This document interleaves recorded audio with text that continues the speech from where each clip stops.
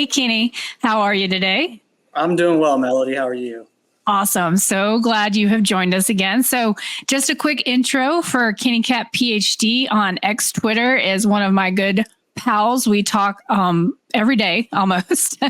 And he does some great diving into the employment reports. He's a BI expert, and his graphs are amazing.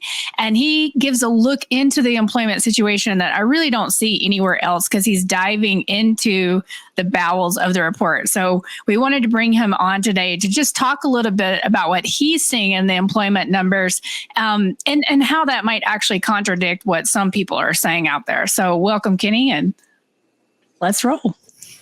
Sounds good. Yeah. So, I mean, look, I'm just a guy who just so happens to work with databases like in, my everyday career. And so if people had access to this information and they were able to drill down into this labor data across the two surveys that estimate jobs, people would have a much, in my opinion, different perspective as to what's actually happening. And so, quite frankly, that's kind of how I ended up on Twitter. I was just so annoyed by like all of these takes from mainstream media that are just narrative spin. That's what's happening, and it's just on steroids. So, I mean, we can get into some charts. Let's do it. If you want to. Works. So let me just share my screen here. Okay. 1 second. Man, some of these comments are absolute. They're lighting the Fed up right now. Literally lighting the Fed up. By the way, thanks, Jock, for the super chat, by the way. Appreciate that, sir. Okay, Kenny, got you. All right, good? Yep. Okay, so I'm going to just start kind of high level with the most recent numbers. And this information is from the establishment survey, otherwise known as what people here called non-farm payrolls. And this is just one of two estimates of jobs. The other one is the household survey. But this is the one that gets all of the attention, even though it doesn't even produce things like the unemployment rate, but that's a separate conversation. So look, this information it's the same thing. It's presented three different ways. So top left is the stock of jobs and what they're like 150 million jobs. And then below that is just year over year percent, because obviously not every industry has the same number of jobs. And so what you're trying to do is just put that all in the same playing field. And so that's, of course, zoomed in real near term. So you can see, what the near term trend looks like, but also over a long time period. So you can get an idea as to the longer term trend. And then the main chart on the right, which includes the legend for all three, is just the year over year change in the stock of jobs. And so what you are clearly seeing, and again, this is kind of zoomed in. I have these zoom slicers on here. But what you're seeing is that jobs are just slowing. I mean, you need job growth for the unemployment rate to remain low. I mean, all this stuff moves with your population. If you don't have growth in jobs, but your population is growing, then you have all sorts of issues. And it'll eventually show up in the unemployment rate. But what I want to point out with this more than anything, and I'm not the first person to make this observation, is not only are jobs slowing, but you are not seeing broad-based participation across these different industries. So for example, near-term government jobs, private education, and health services are accounting for the bulk of job growth. I mean, so that's that red, and I guess I could highlight that. There we go. Look how much growth you're seeing in those two sectors and how much it's accounting for job growth. That is pretty much a textbook recessionary trend. You can see it. look, I mean, it's plain as day what's happening. So, and again, private education and health services, that's primarily healthcare jobs, just to be clear. But look, I'm not going to go into each one of these buckets because I could spend all day on them. I'm going to pick on just all things sort of related to real estate. So let me just jump over here real quick. And this is going to be, again, that same setup. You're going to look at it 3 different ways. Hang on. Let me jump over here first. So this is the construction bucket of employment. And usually people think of construction as just, I mean, like, it's just, they just show that as like one line oftentimes. And look, that doesn't tell me anything. I need to understand what rolls into that bucket of jobs. So this is sort of like the first cut of what construction jobs look like. And look, there's roughly, I want to say, just over 8 million construction jobs. And, you know, the big buckets are, you know, non-residential and residential specialty trade contractors, and then residential and non-residential building construction, and then heavy and civil engineering. I mean, from this vantage point, you're not seeing a whole heck of a lot of job slowing, at least near term. It's gradually slowing. And I guess my point would be, I mean, to me, that's logical if you look at just construction spending and how that's sort of skewed towards all the semiconductor and other related government sort of subsidized projects. And obviously we have a ton of multifamily construction ongoing right now too. So I wouldn't necessarily expect it to slow, just drop off a cliff dramatically. Because yes, it is different this time, but it's just really what the driver is. I mean, it just looks just a tad different, but the underlying trend of, you know, slowing demand is still there. So look, this is just one way of cutting it. But again, this is the same thing. It's the same thing. I just cut it differently. So what you're starting to see now is, oh, this is the thing that mainstream media probably doesn't want you to look into. So I look at this and I go, okay, what's the biggest bucket here? What should I look at? You know, what interests me from like a housing perspective? And I'm looking at building equipment contractors. You know, that's probably like what, 1/3 of jobs, and then residential building construction, just given the nature of that. But, you know, it doesn't make a distinction here between residential or non-residential. So look, this is another way of looking at that information. And now we're just going to focus, we're going to remove heavy and civil engineering from it. This is another way of looking at that same information. So what I gather from this, and I'm not going to go into every single one, is that residential construction and all the specialty trade contractors associated with it is slowing. Is it dramatically slowing across the board? No. But I mean, for example, foundation and exterior contractors look like they're pretty much already in a recession. I mean, that's, you know, you're pretty much at zero growth or no growth. But now what if we get into like some of these contractor buckets? Yes, you can drill down farther than that. So what I take away from this, honestly, is there are a ton of freaking plumbers. Like, look at the growth in all these plumbers. But again, this is across both residential and non-residential. I don't think they cut it separately. That trend is just stupid, especially for plumbers and HVAC. I don't.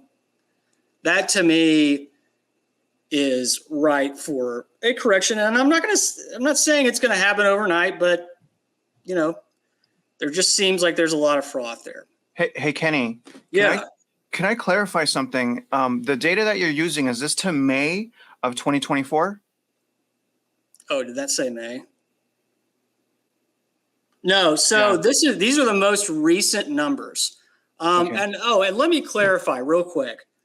So the all of my models, like all this stuff, is the most up to date, through August. The deeper you get into some of these cuts of the labor data, it's going to lag by about 1 month. Typically, is how that works. Okay. So if I put May somewhere in there, I apologize. Probably just needed to update a label. So this is residential building construction. So the trend here I see is new housing for sale. Builders is contractionary. It bounced basically when BTFP was rolled out, as did a lot of these employment buckets. But I mean, golly, look at all these residential remodelers. They account for close to 50% of residential building construction jobs. So anyway, I know there's a lot of detail here, but I'm just trying to be as comprehensive as possible. So this is the foundation, structure, and building exterior contractors bucket. I mean, you're seeing significant contraction year over year. And a lot of this started pretty much at the end of 2023, some earlier than that, right? So, okay, building, finishing contractors, it's that same near-term trend, right? I mean, it's just slowing. It's just slowing all over the place. Now that's, as far as I'm going to go in the construction side of things. Now let's jump over here real quick to something like professional, scientific, and technical. This is when you think of professional and business services, this is like one of the two big components of that bucket. The reason I want to show this is for this piece in particular, architecture, engineering, and related. It doesn't go further than that, but it gives you an idea. When you look through history, yes, it's slowing. Does it slow in a straight line? No. Right? I mean, it's at 2.6% year over year. But again, there's other ways of looking at this too, if we're focusing on housing. So this is just kind of a hodgepodge of different job buckets that, attribute to really housing. So floor covering retailers, furniture retailers, all of that stuff is in significant contraction, really has been since, beginning of 2023. This is picking up real estate agents and brokers as well as appraisers. I mean, okay, one more and I'll shut up because I know this is like super in the weeds, but I think it's important. Now, why don't we approach this from what jobs look like from a lending standpoint, right? So, and this is a broad-based coverage, not just housing specific, but I mean, look, mortgage and non-mortgage loan broker employment, that is still down big time. Well, it's recovered a little bit, but it's still down year over year. People act like we're in some sort of new bull market. And I'm like, I have no idea how you are coming to that conclusion. It all begins and ends with jobs, right? It all begins and ends with jobs, because what is that? I mean, think about, if people don't have a job, they can't pay for things like housing. And if our economy is 70% consumer spending, then there are obviously implications for that. So, I'm the reason I guess get on Twitter and rant and stuff. I'm sick and tired of all the liars. That's it. Yeah, I get it. Kenny, let me ask you something, man, about your data inputs. And one of the issues that I've found with like the data is like trying to find data that's not fraudulent data. Yeah. And so you hit me because you went so deep into those job numbers. I'm wondering what your opinion on, and it's a controversial subject. I hate talking about it, but illegal immigration. Do you think illegal immigration is buffering those numbers so we can't see the decline? For example, if they're doing layoffs, would they start laying off illegal immigrants before citizens? And would that create a situation to where we don't really understand what's going on under the hood? I mean, in terms of layoffs, I'm not so sure about that, just because of like that. Okay, so first off, layoffs is going to get captured, in my opinion, better in the other survey of job estimates. And I didn't show it, but they do actually have estimates of, say, things like construction jobs by race. And I've actually shown that like on Twitter, but you don't know how many of those are here legally versus illegally. And that to me is like unproductive if you're going down that rabbit hole. Do I think that the job surveys need improving? Absolutely. I mean, the one I just showed, that's the one that is subject to all the birth death model distortions. The other survey, the household survey, is the one that likely in certain areas is understating job growth. So maybe it looks a little bit weaker, and it's because all of those monthly estimates that they come out with are anchored by estimates of the population. So anyway, I don't know if I answered your question, but that's my take on it. Kenny, I have a question for you. And I don't know if your data covered this or not, but last year I read a lot about manufacturing construction, about how the CHIPS Act and the Inflation Reduction Act was causing this boom in non-residential construction. And then that story's kind of faded away. And we've seen stories about Intel fighting with the government over getting access to the grants for these new factories in Arizona. The EV plants are all getting either mothballed or scaled way back. At the same time, we're also building a lot of data centers out. I hear a lot about data center construction. So did any of your data give you any insight into what might be going on in the non-residential construction sector and what might be happening with those stories?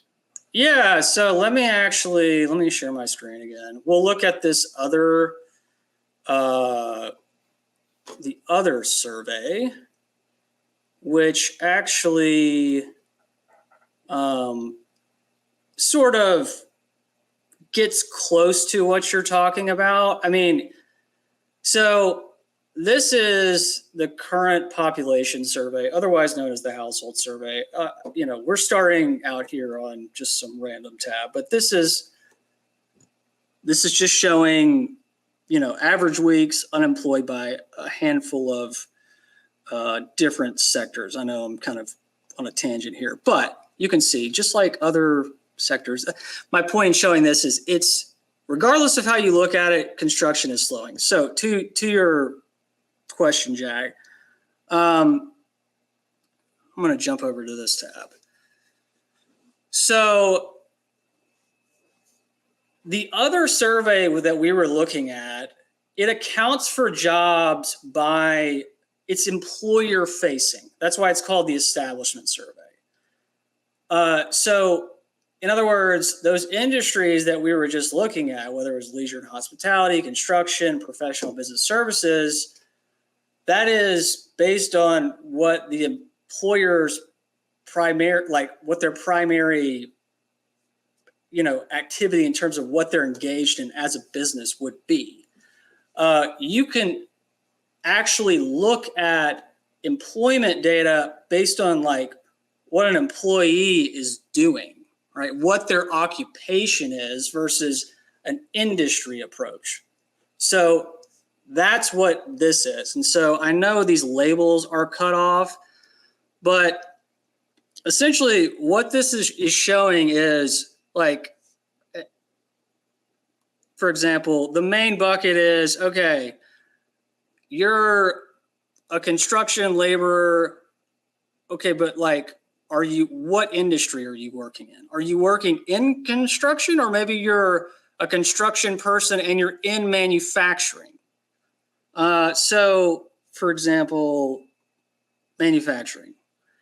As a share of construction and extraction occupations, it's still quite low. You know, historically, it's not really way out of whack. I think, long story short is I think that this idea that you're seeing, I guess, a little bit of a pickup in manufacturing, and you could probably look at this in terms of semiconductors too, or something around that realm. It's really not showing up in job growth, right? I mean, construction and extraction occupations, if you were to just look at that in terms of all jobs, like in construction, if you were to cut it that way, this is like the bulk of those jobs. If it's going to show up somewhere, it would show up here, and it's just not. So I don't know if that answered your question. Yeah, it did. I mean, we'd see it in the numbers because assuming the numbers were telling the truth, which we have no choice but to take the numbers at face value. But if it was a significant boom to the economy and to the labor market, we'd see an uptick on the chart, and clearly not showing there. Exactly. And that lines up with some of the stories that I've seen more recently. Right. How a lot of the expectations for the EVs and for the semiconductors are now kind of being walked back, especially the Intel story this week. They're still fighting with the government over the grant and doing the DD to get that grant finalized. So it's not showing in jobs yet. Thank you, Kenny. Exactly. I appreciate that. Yeah, absolutely. I got a couple comments, actually more than a couple, like 11 really good comments. I want to get to that, but I think Melody, did you have one more question for Kenny? Well, I was just gonna, Kenny, when we were talking about that construction, the initial employee chart, I think, looking at that time period of the GFC that went really from like 2006 to around 2012, honestly, right? I'm just, you see, it was an absolute bloodbath in construction. And I think this is why so many people like Cantro with his HOPE model, Mike Kantrowitz from Piper Sandler, they talk about how this really does lead to a lot of the distress. And just looking at that chart is just so stark. I mean, and thinking about the people, because in all of our travels that I've done, that Travis has done, that we've done together, you can just see all around these new build sites, just all the industry that has sprung up to support that, the coffee trucks, the food places, and then when those people pack up and go, I just don't think anybody is ready for what's to come. And so, just looking at that, it's one thing to think about what I've seen on the road, but looking at that chart and how deep that really went during the GFC is just, I think a lot of people are going to be shocked. I couldn't agree more. And again, back to it's different this time is the fact that again, we just looked at this information at a national level, and it's just employment, right? That's all we were kind of looking at. But if you sort of pair all of the things together, whether it's like the permitting data, add in the demographics at a very granular level, the difference is like you're going to see some markets, at least in my opinion, that were not impacted like they were last time. I mean, yeah, you're right, Austin. I mean, and I think people think I'm biased when I say this, but Nashville. I mean, if you normalize that across different markets and you compare it, Nashville does not look great. But anyway, that's a story. Well, and that's the other thing. So, guys, when you please follow Kenny Cat PhD, because he does these amazing graphs of breaking it down by age. And I think just recalling this, but I think the people that are suffering the most are the young right now, right? Like the 18 to 24 are really in trouble. And that's never good. I mean, we talk about China having that 20% unemployment rate for its youth. I mean, we are starting to have some scary, I think, and that doesn't even take into consideration participation, right? Do you know offhand what that participation rate looks like for that younger cohort? And sorry to put you on the spot. If you don't no big deal. Yeah. So for the younger groups, and I know that some folks have said, well, hey, maybe that's attributable to them staying in college versus like getting out of high school and getting a job, right? That could be a reason for a decline in, say, like the 16 to 24 age group participation rate. But the reality is it's just been sort of declining linearly for decades now. And I have that chart. Probably yeah. That's okay. But anyway, we can look at that at another time. Absolutely. I've been told I showed too many charts, too many numbers. I mean, listen, yeah, of course, this is a little dry, but this is the kind of stuff, I mean, that can really give you the insights when you're wanting to know what's going on, because you're not going to get that message in mainstream media.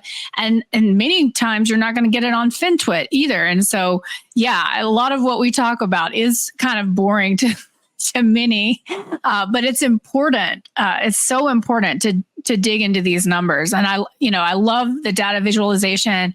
Again, encourage everybody to go out because the first time you see it, it's probably going to be, if you're like me, I don't have a graph brain at all. Mine's just numbers.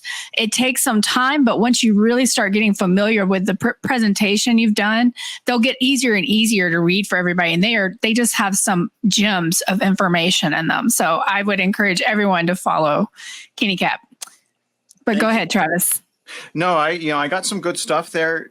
Kenny, to me, a couple things that I got from that is a couple of recessionary indicators, like government jobs going up, usually an indicator that the economy is not strong because the government needs to provide jobs for the economy. And then also, the construction jobs going down, but going down slowly. So I appreciated that. I still wonder about, the whole illegal immigration thing. But I do have, before you go, I have a question. I'm intrigued to know how you would answer this question. Obviously, each of us have our own opinions on what's happening, but this is from Muddy Sneakers. And if you can, here's a comment. If you don't own a home between now and the next 2 years, you will be priced out. Inventory will be gone, apartments will be filled, and rents will rise again. And I think they're concerned, Kenny, that, the government bailout, right? I think that's where they're coming from. The government's just going to bail them out. And this is I take this at face value. This is probably a very genuine, sincere comment. Probably a lot of people are thinking, Kenny, like, do we listen to them or do we listen to the Fed, who's been here our whole life? And we were raised to trust the Fed. So how would you respond to this, sir? Yeah. So, I mean, you have to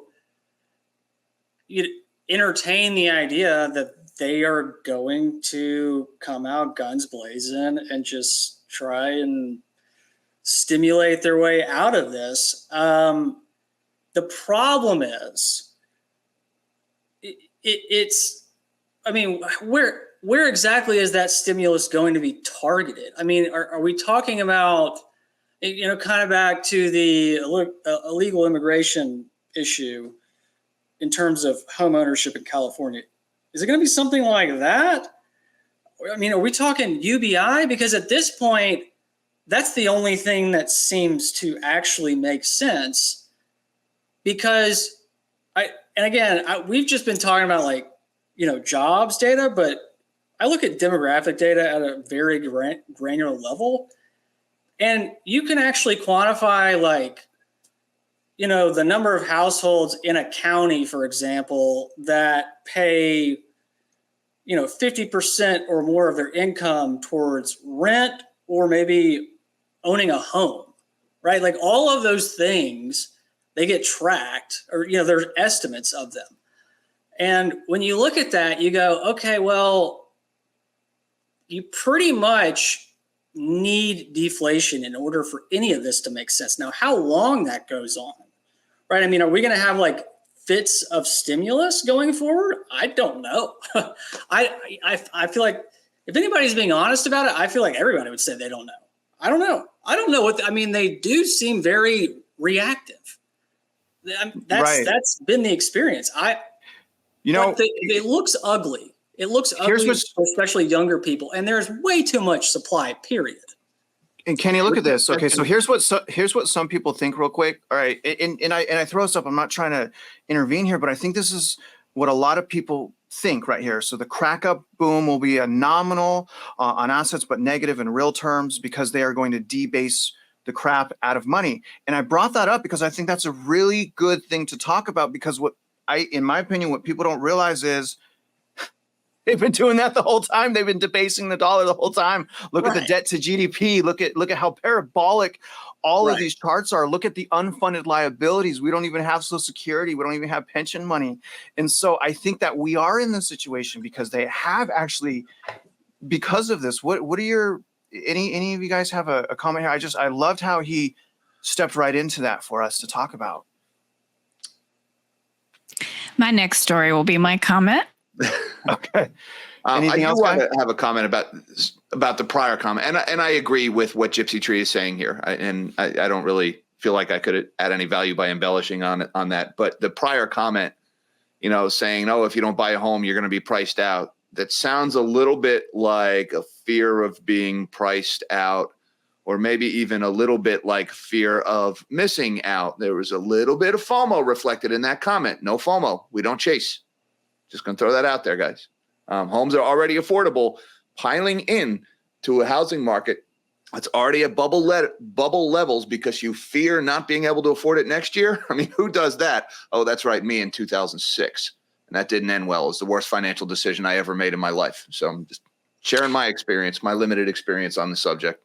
No FOMO. Yeah, we're building more multifamily than ever before, and we don't have the demographics to support it, guys. We're not having babies like we used to.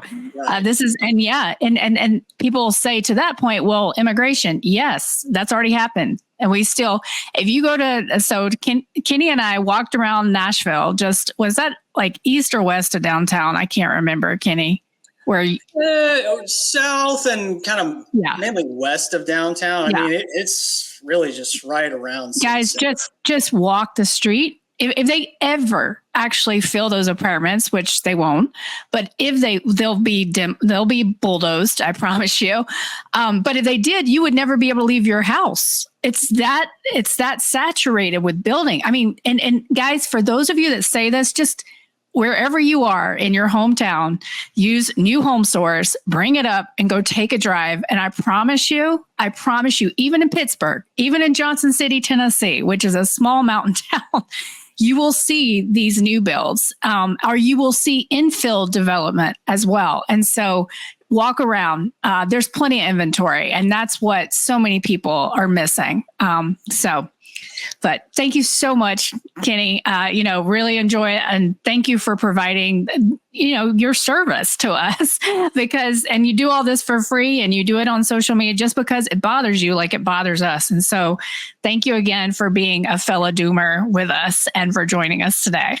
Appreciate that. Yeah, happy to. Yeah, thanks, Kenny. And one more time for the viewers, Kenny, I just want to plug you guys one more time. Here's his X Twitter. If you guys want some of these graphs that he does, come here, subscribe or follow. It's the follow. And again, Kenny, we appreciate you. We're going to get you out of here. All right, buddy? Yeah. Appreciate it. Have a good one. All right, see you, man. Thanks, Kenny.